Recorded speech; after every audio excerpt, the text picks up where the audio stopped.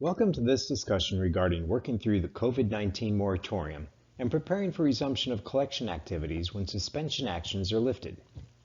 I'm Bob Cook, an executive consultant with Utilligent, a utility-focused consulting firm that has put together a series regarding COVID-19 and your utility.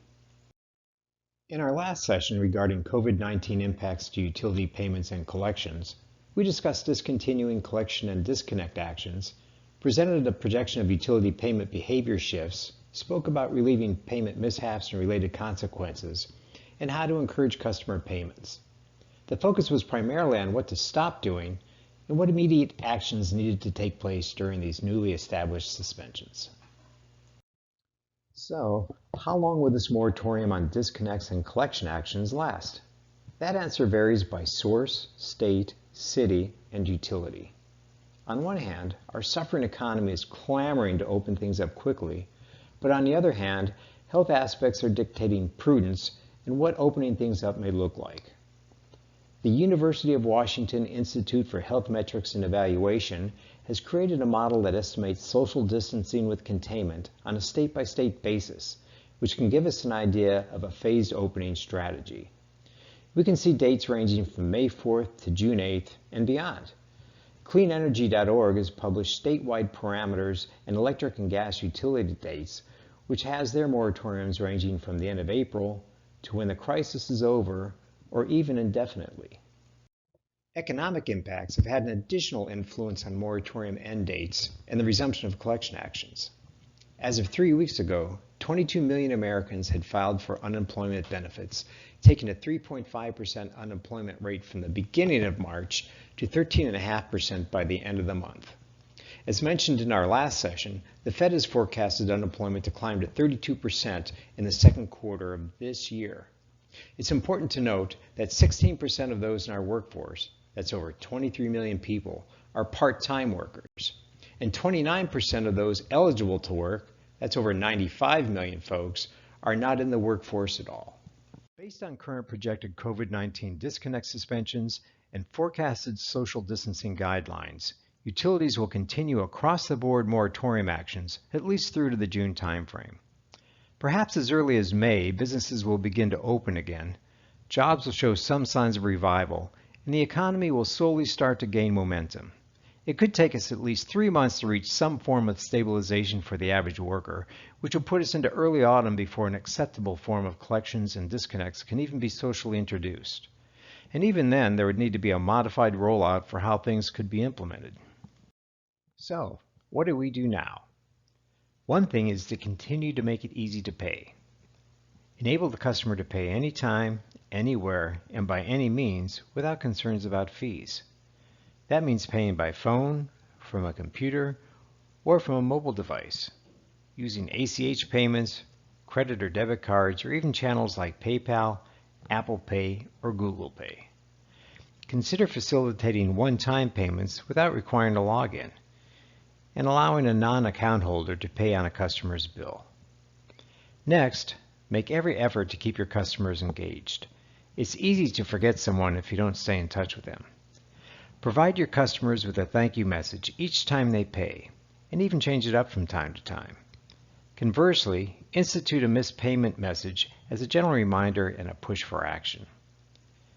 Consider creative payment options for customers requiring financial assistance, like accepting a monthly payment that's based on a percentage of their average bill. When the moratorium ends, the true-up balance could be put on an affordable payment arrangement and could include some form of debt forgiveness or modified extension options. The goal here is to keep the 65% of people who pay on time from dropping to 40% of the people who pay on time. Most utilities have communicated sparingly up to this point, primarily letting customers know that their services will remain on. In some cases, government entities have been the ones to communicate moratorium dates and the associated parameters. Well, it's time for a change, and it's time to take charge. Consider creating soft messaging around expected payment dates to highlight the importance of making a payment, such as, to avoid any fee assessment or the possibility of service disconnection, please pay by May 31st. Next, refamiliarize customers with current or revised payment procedures. Outline when the bill is due, when late fees are applied, when late notices are sent, and what the timing is for disconnect notifications and actual disconnects. We realize that this is a difficult time, but a friendly reminder may be welcomed. Provide clear and basic options so customers can understand what they need to do and how they need to do it.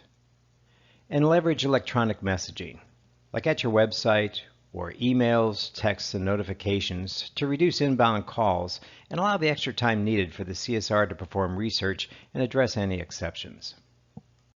Consider moratorium debt separately.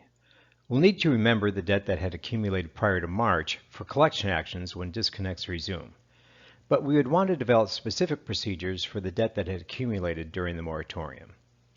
Only perform dunning and collection actions on the bills that were generated 30 days after the moratorium end. Do not include bills generated during the moratorium timeframe or even those 1 month afterwards. Resume standard dunning noticing 60 days following moratorium end. Give your customers some time to get back to post-moratorium procedures. Use these dunning processes as your new baseline to identify who needs prompting to pay, who needs financial assistance, and who just isn't paying. Segment and prioritize your actions with the lifting of disconnect suspensions. Start with identifying accounts that were greater than 90 days delinquent prior to March of this year as a priority for your disconnect list. Next, begin disconnect actions for accounts that are not honoring payment commitments that they made after the moratorium had ended. When the moratorium ends, it's reasonable to expect that a customer could have accumulated 3 to 6 months worth of unpaid bills.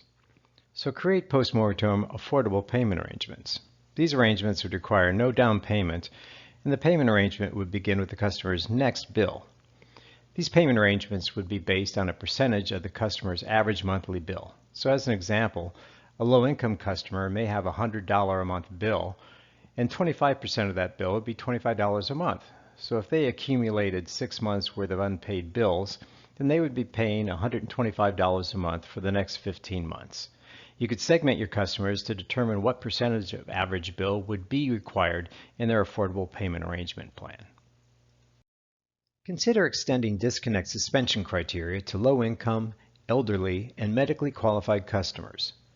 Give thought to applying deposits on hand to moratorium debt. As an example, a deposit may be applied after 3 successful negotiated payments. Next, expand financial assistance outreach. Solicit local businesses and community groups to participate in customer payment relief programs. Establish internal hardship funds to allocate to customers requiring financial assistance. Develop financial assistance qualifiers to include customers who have lost their job, have been furloughed, or are experiencing reduced work hours or have taken wage and salary cuts. Give thought to what a debt forgiveness program may look like. Develop qualification criteria for debt forgiveness. Explore application of write-off dollars to past due balances that were accumulated during the moratorium.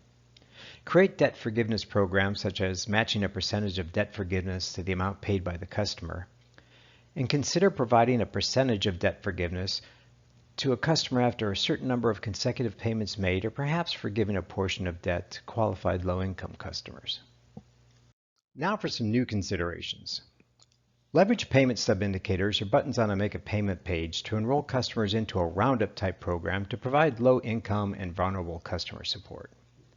Give prudence to considering privacy and data protection procedures as you qualify customers for certain programs or payment plans. If you will begin to handle data for proof of hardships that are not already established processes, you must develop data handling procedures for sensitive information. Next, develop a community intervention strategy. Plan direct communication with vulnerable communities through the service territory at safe gathering locations during off hours, weekends, and convenient times for customers to attend. Create additional communications that may be needed throughout the post-pandemic state to ensure that credit transmissions for payments are coming directly from the utility. If you don't have a website or self-service capabilities, consider just a basic rollout to update customers on these processes and procedures. And do not create programs that qualify only temporarily impacted employees at the expense of those who are truly in need. From a water, gas, and electric perspective, we need to present a united front. Throughout this pandemic and beyond, be sure to coordinate all actions you're taking with other utilities in your customer service area. Assure consistency in dates like when the moratorium will end and when collection actions will begin. Align uniformity and processes regarding adjustments to and commencements of dunning actions, disconnects, and application of related fees. Avoid creating competition with your customer for payments between you and their other utilities. Coordinate customer funding, social assistance, and utility offerings for a unified payment program for the customer. Consider working with a surrogate third-party counselor to guide them through paying off their accumulated debt while remaining current with post-moratorium bills. Our customers are facing hardships from every direction. We can help ease their concerns while keeping the lights on at the end of this tunnel. In summary, remember to keep your customers engaged. You don't want them to forget you. Make it easy and rewarding to pay. We want the customers who are paying to keep paying. Plan now for what you're going to do when this moratorium ends. Outline and communicate what resumption of collection and disconnect actions will look like. Develop debt payback and forgiveness programs and how you plan to communicate that to your customers. And finally, be sure to coordinate your actions with all the other utilities in your service area. Thank you for taking the time to be with us during this session. Please contact me, Bob Cook, or Maria DeCellis with any questions or comments you may have regarding COVID-19 and the impacts to your utility. Remember to visit utilligent.com and click on the View Series button to view all of the sessions regarding our COVID-19 new normal.